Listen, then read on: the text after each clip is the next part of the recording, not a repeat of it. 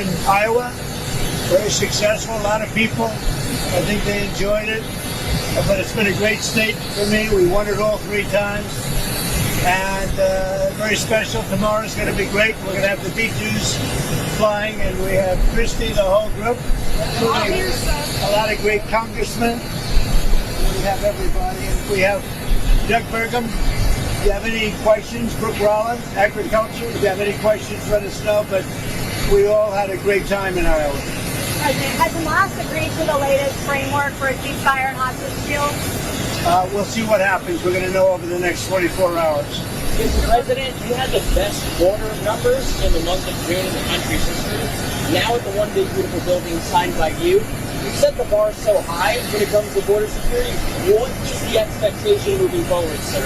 I love this guy. I love him. He's like my favorite person. Well, we just want to see if we can keep going up. We had great numbers. I appreciate you saying it. We have had, but we just want to keep them going up, right? That's right. That's all we can do. President, you talked about farmers and trying to keep them from losing. Can you talk a little bit more specifically about you making legislation trying to? Yeah, I'll let my agricultural genius talk about it. Thank you, sir. Yes, we have been hard at work. The president gave a directive that the farmers needed to make sure they could farm and do their harvest and milk their cows. So Stephen Miller, myself, the top team in the White House has been working on, including Secretary Noem, including Secretary Chavez Sharima, on the H-2A streamline, the current visa system that allows seasonal workers in. So we are hard at work. We've already made some changes. We're going to make it cheaper, more efficient, and more effective for those farmers. We will have a 100% legal workforce very, very soon. Thanks to President Trump's leadership. Good answer, right? Mr. President, Yes. we're 10 days away from the anniversary of your assassination attempt. Do you know any more now about the assassination attempt than you do then? Well, the FBI was in the other day with a lot of people, including the Attorney General, who's doing a great job, Pam Bondi. And I'm very satisfied. They gave me a complete presentation. I was very satisfied. There's a report that you held a secret meeting today with a Saudi official. Are you any closer on expanding the Abraham Accords? Any news? Yeah, we are. It's one of the things we talked about, the Abraham Accords. Now that Iran has been taken out in terms of a nuclear threat, and they have been completely taken out, at least for a very long time, I think a lot of people are going to be joining the Abraham Accords. There are 4 great countries already, but we're going to have a lot of people, I think, joining the Abraham Accords. Mr. President, Yeah. some polls have shown the big beautiful bill to not be very popular. I'm wondering, how confident are you in being able to sell it to the American people? Yeah, I think it's very popular. It does many things, but one of them is the biggest tax cuts in our country's history. And that alone makes it very popular. The only poll that was done was a Democrat poll, and they'll ask 2 of the little bit controversial things, but good things for the country. The tax cuts alone. So it's the largest tax cut in the history of our country. And that alone makes it very, very popular. Mr. President, can you talk a little bit about your expectations for the celebration next year? Obviously, a bit of a preview tonight. You talked about the Patriot Games. You highlighted a possible UFC title fight at the White House. What are your expectations for the celebration next year? Well, I think it's going to be a great celebration. It's going to be as big a celebration as we've ever had. And remember, we have the World Cup and we have the Olympics also. So we have that, plus we have 250. I think it's going to be a wild time. It's going to be a great time for this country. It's going to be the golden age. Thank you. What's next for Russia and Ukraine?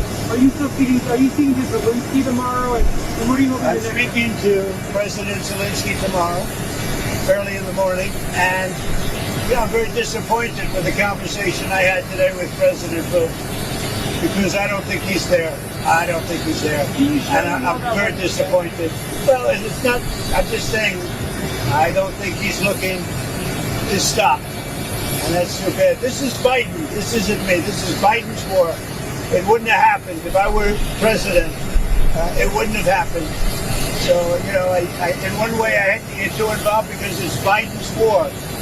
And I got stuck in the middle of it, just like I did with immigration and a lot of other things that they screwed up. but I was not happy with the conversation. Mr. President, a couple weeks ago, you said that you were on the cusp of a historic settlement with Harvard University. What's changed since then? Do you think you're closer to an agreement, or do you think Columbia? No, nothing. I think we're going to probably settle with Harvard. We're going to probably settle with Columbia.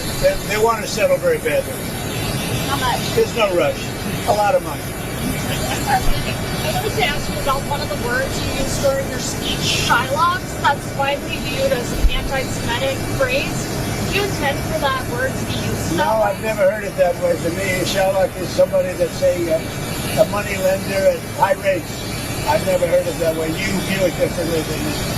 I've never heard that. Anything else? President, what do you make of the deal that your lawyer struck with CBS's parent company? Can you talk about that? And have you had any conversations with Larry Ellison about expectations you might have for Skydance and TSAs that they would run should they take over Paramount? Well, Larry Ellison's a friend of mine. He's a great guy. I think he's the buyer.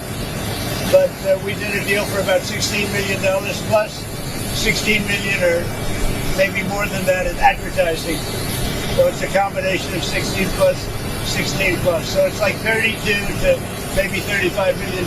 I think that what they did, and this has nothing to do with Larry Ellison. I think he's going to run CBS really well. And I think he's making a good deal to buy it. I think he's got a son who's a fantastic young man too.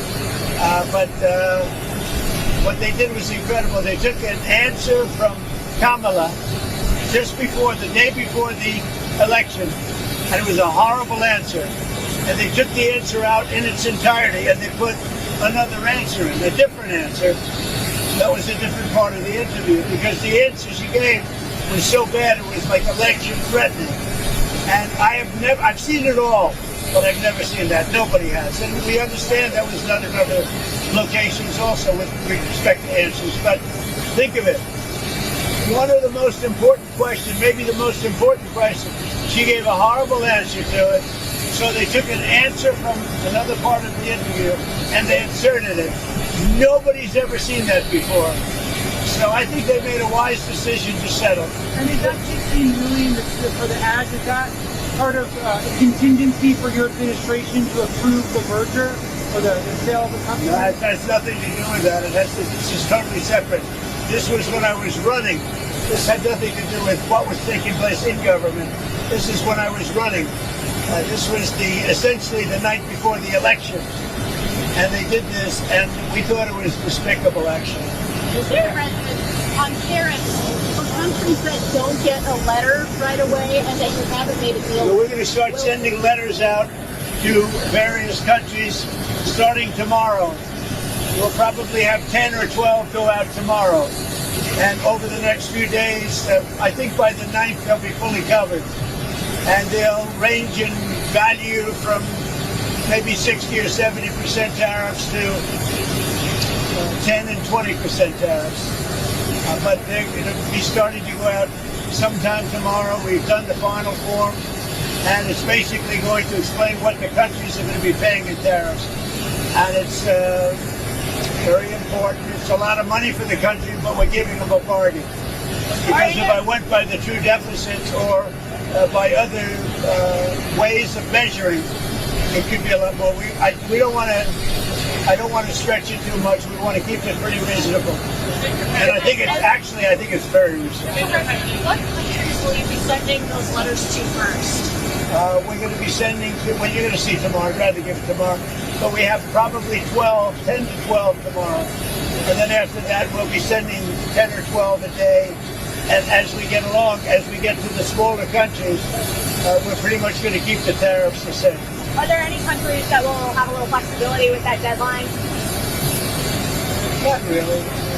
They'll start to pay on August 1st. The money will start to come into the United States on August 1st, okay, in pretty much all cases. Thank you very much, everybody.